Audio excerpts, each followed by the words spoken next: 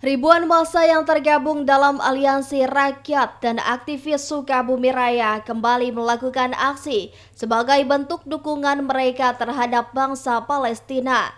Dalam aksi yang digelar kali ini, massa yang sebelumnya berkumpul di Gedung Juang Sukabumi sejak pagi hari tersebut mulai melakukan long march menuju Balai Kota Sukabumi yang merupakan pusat aksi mereka. Pada aksi kali ini juga massa yang melakukan long march menuju Balai Kota Sukabumi sambil membentangkan bendera Palestina dengan ukuran besar. Dan di waktu yang bersamaan pula, massa aksi yang menginjak bendera Israel berukuran besar yang sengaja dibentangkan di jalan sebagai bentuk kecaman mereka atas kekejaman Israel terhadap bangsa Palestina.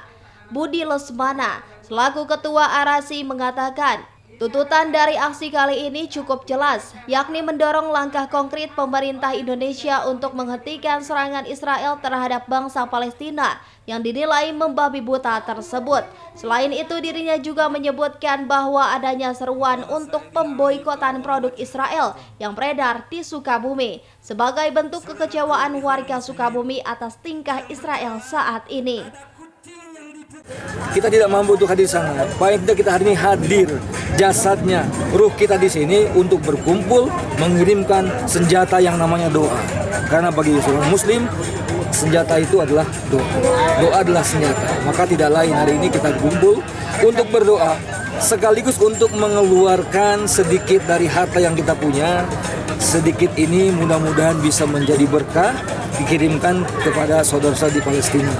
Dan yang juga tidak kalah penting, teman-teman semua, senjata lain yang dimiliki umat Islam adalah persatuan. Maka karena itu kita berharap kumpulnya seluruh ikhwan dan akhwat, seluruh umat Islam yang ada di Sukabumi dari berbagai komponen elemen organisasi, perorangan, pesantren, majelis taklim di sini ini dalam rangka untuk persatuan umat. Kita berjuang bersama untuk melakukan boikot produk Israel, khususnya yang ada di Sukabumi. Dalam aksi tersebut juga dilakukan pengumpulan dana yang nantinya akan disalurkan untuk membantu bangsa Palestina. Dari pengumpulan dana berlangsung terkumpul sebesar 13 juta rupiah.